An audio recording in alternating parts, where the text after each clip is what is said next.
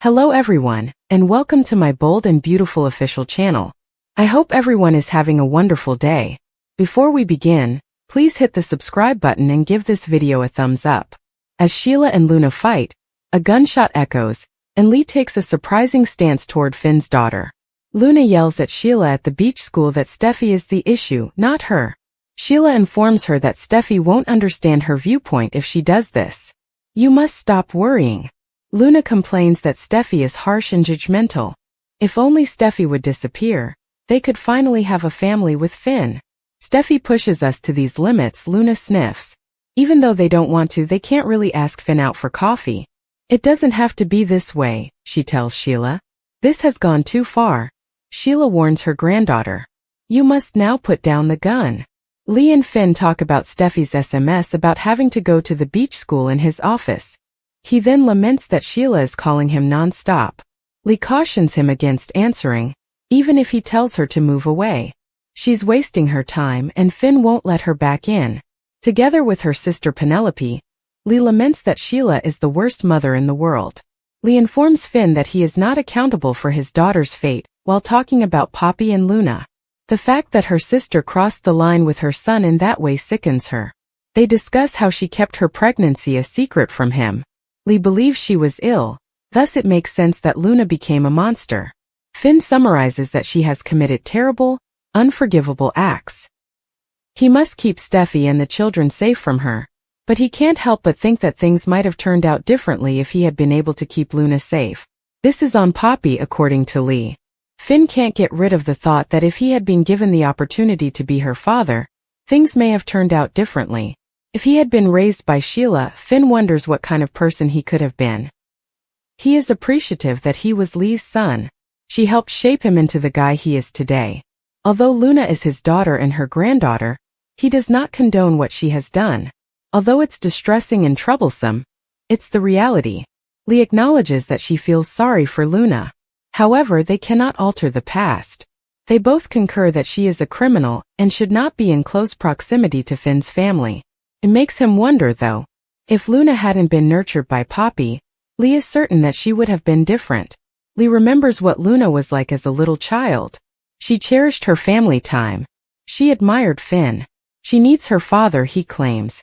Lee sniffs. This is all on Penelope. Before her corrupt mother destroyed her life, Luna was a hopeful young woman. As Electra and will enter the Cliff home in search of Steffi, Taylor is telling Ridge about Sheila's visit. According to Taylor, she had to visit Hayes' instructor. Is there something wrong? Asks Electra. Taylor hopes not. She describes the fortune teller that Miss Sunshine constructed and sent home with Hayes. Will, Electra, Ridge and Taylor keep talking about the unsettling fortune teller. How long has Steffi been gone? Ridge asks.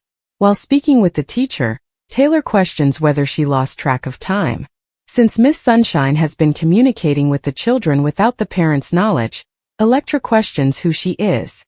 Ridge argues that Luna is still out there and has been having affairs with her grandma, and he moans that Steffi needs to trust her instincts. Taylor informs them of Sheila's caution over her granddaughter. Ridge wishes to share the visit with Baker. This family must be protected. Luna informs Sheila at the beach school that if Steffi didn't have the gun, she would contact the police. She should put it down, Sheila says. Steffi lashes out at Luna, accusing her of being a psychopath who is pursuing her child. Hayes is her half-brother, according to Luna, and she would never harm him.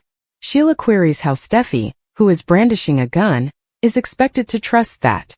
Luna gripes that she will always have a role in Finn's life because he is her blood. Nobody will ever prevent that from occurring. Steffi gripes that Luna is intimidating. Luna complains that she is descended from Finn and Hayes. Sheila steps in once more. Luna finds it incomprehensible why they are behaving as though she is making an unreasonable request. All she wants is to be recognized and seen as deserving of her father's affection. You can't do that with a rifle, Sheila argues.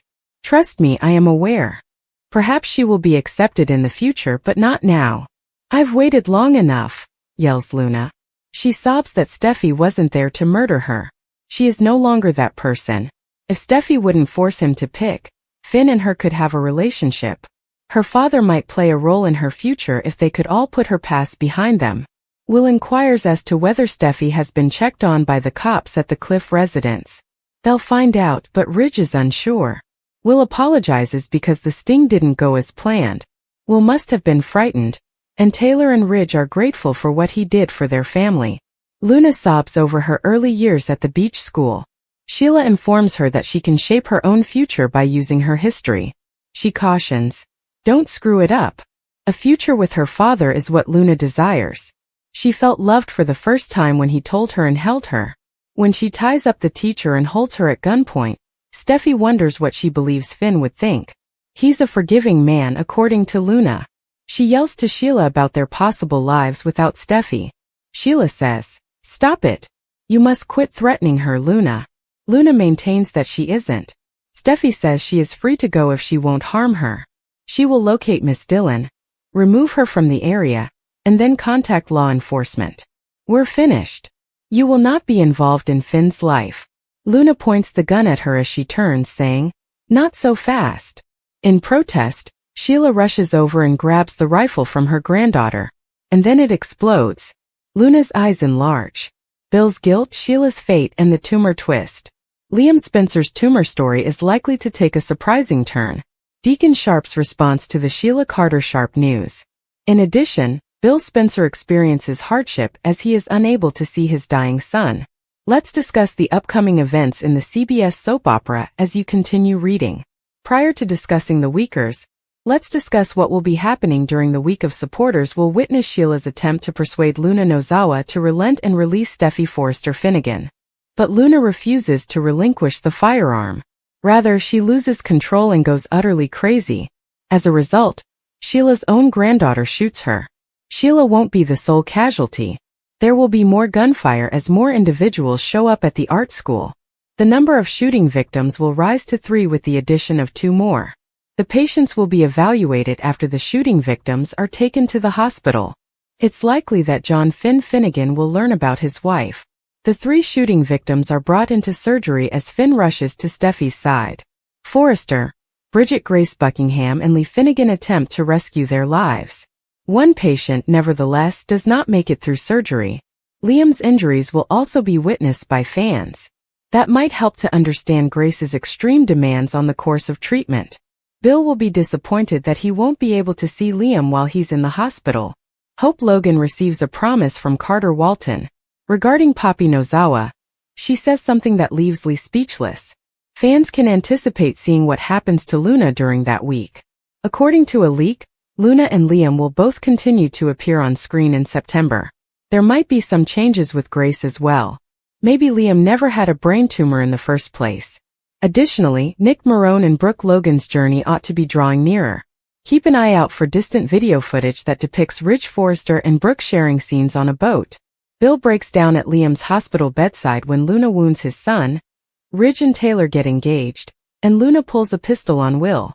According to teasers for The Bold and the Beautiful, after Luna Nozawa hurts his son, Bill Spencer appears ready to lose it at Liam Spencer's hospital bedside and accuse himself. It appears like Liam will be one of the 3 characters who will be shot during the week of. Liam might be shot while defending Steffi Forrester, necessitating potentially life-saving surgery. Bill will be appalled when he learns more about what transpired. Bill is the one who got Luna pardoned, therefore you can bet that he will blame himself for Liam's injuries. On top of everything else, Bill might learn that Liam has an incurable brain tumor, according to B&B previews, which also hint at a difficult conclusion about him. As Bill attempts to make sense of everything, that might truly set off the emotional cascade. Bill will admit in the episode that everyone has a legitimate reason to be angry with him. Bill will understand all the rage he's feeling since he will be as angry with himself for assisting Luna in gaining her freedom. Bill will, however, make it plain that he is only concerned with one item at this time. Bill should finally be allowed to visit Liam after he recovers from his emergency surgery since seeing him is all that matters. Bill will probably lose it at Liam's hospital bedside because we know he has some hard sequences coming soon. Bill can activate the waterworks and convey his profound regret for letting Luna loose on his loved ones. Bill might plead with his son to return to him if Liam remains in a coma for a while. Bill might encourage Liam to get up and fight for more time with the family, even if he believes they don't have much time left due to the tumor. Given that Grace Buckingham is suddenly being harassed by someone on the phone, there may be a surprise in store.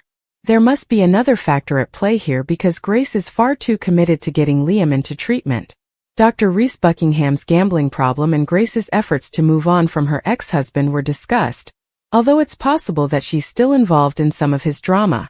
Liam's hospitalization may result in the disclosure of some information about Grace, the medication she is giving him, and any false information she may have provided about the tumor.